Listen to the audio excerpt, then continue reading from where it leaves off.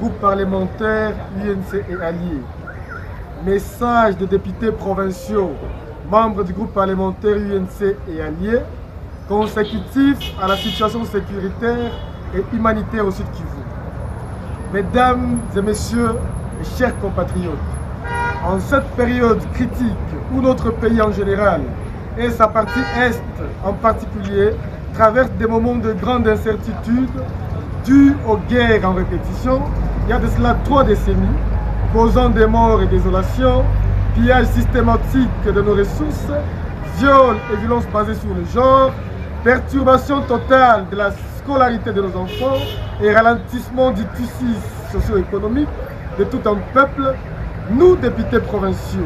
du Sud Kivu, membres du groupe parlementaire UNC et alliés, sommes profondément touchés et ne pouvons pas rester calmes face à cette situation qui endeuille jours et nuits notre population dans tous les domaines. En effet, après l'occupation de la ville de Goma au Nord Kivu et bien avant la cité de Minova au Sud Kivu par les groupes armés M23 soutenus militairement en hommes, en finance et techniquement par l'armée rwandaise, il s'observe au Sud Kivu, d'une part, un déplacement massif des populations de Kalehe, fuyant la guerre vers d'autres localités du même territoire non encore touchées, vers la ville de Bukavu, les territoires d'Idji, Kabare et d'autre part, la psychose qui règne actuellement dans notre population, orchestrée par l'ennemi qui nous impose injustement la guerre. Outre cela, il s'observe en ces moments de douleur l'utilisation abusive des réseaux sociaux par certains compatriotes habitués qui font circuler des messages de haine, des calomnies entre communautés et tribus, des messages à tendance d'alimenter les conflits entre les leaders du pays en général et ceux de notre province en particulier,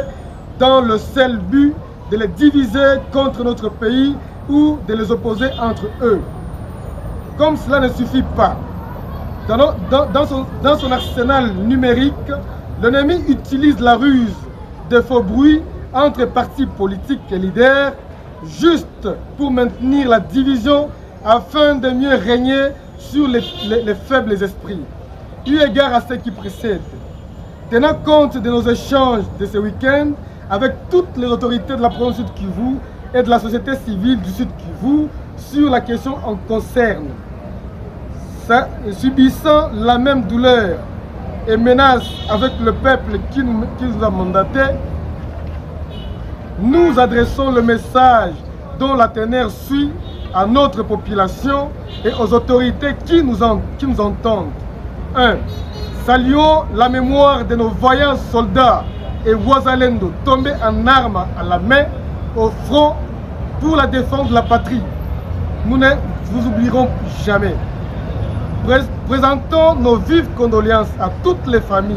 qui ont perdu les leurs en ce moment au Nord Kivu et dans le territoire de Kalehe au Sud Kivu. Compatissons avec les innombrables familles qui ont abandonné leurs entités suite aux affres de guerre et qui vivent actuellement dans les camps sans abri et assistance. Soucieux de voir la situation actuelle s'améliorer au Sud Kivu et dans le Nord Kivu sur le plan sécuritaire et humanitaire, et pour éradiquer la menace qui pèse sur notre province, nous, députés provinciaux, membres du groupe parlementaire UNC et alliés, déclarons ce qui suit. Adressons un vibrant hommage à son Excellence Félix Antoine Tshisekedi, président de la République démocratique du Congo, commandant suprême des forces armées et garant de la nation. Son engagement pour la défense de l'intégrité territoriale de notre pays est indéniable et nous nous tenons derrière lui pour soutenir toutes les actions diplomatiques et militaires visant à restaurer la paix, la sécurité dans notre province Sud Kivu et sur toute l'étendue de la RDC. Encourageons, malgré vents et marées, l'honorable Vital Kamerhe,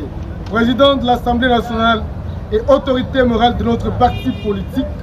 homme d'État dont l'engagement envers la nation et le peuple congolais ne fait aucun doute, de continuer à lutter aux côtés du chef de l'État en sa qualité de pacificateur. pour que la paix revienne à l'est de la RDC le plus vite que possible. Sa sagesse, sa vision et ses capacités à proposer des solutions réelles au problème de l'État, un modèle du leadership dont le Sud Kivu est fier et tous et toujours en a besoin. Condamnons tout individu qui se laisse manipuler par les détracteurs partageant sur la toile les fausses informations et messages ayant trait à la haine tribale, à la division, à la stigmatisation et à la calomnie par ignorance ou non au prix de notre souveraineté. Encourageons nos vaillants soldats FARDC et Wazalendo engagés au front pour défendre notre province et tous ses habitants. Demandons à l'autorité provinciale de convoquer en toute urgence une réunion avec les élus, la société civile, les membres de la FEC, en vue de réfléchir ensemble sur l'élaboration d'un plan de contingence provinciale vu la gravité de la situation humanitaire de déplacer. Appelons notre population à la vigilance, à l'unité, à cultiver l'amour entre les communautés du Sud Kivu et à s'abstenir du tribalisme, des actes de vandalisme, et de rester calme, de ne pas céder à la manipulation de l'ennemi et de rester en contact direct avec les services de sécurité. Appelons tous les caméristes et toute personne de bonne volonté à se mobiliser comme un seul homme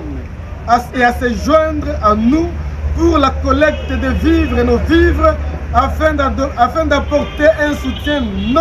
à nos militaires et aux Alendo ainsi qu'aux déplacés de Calais,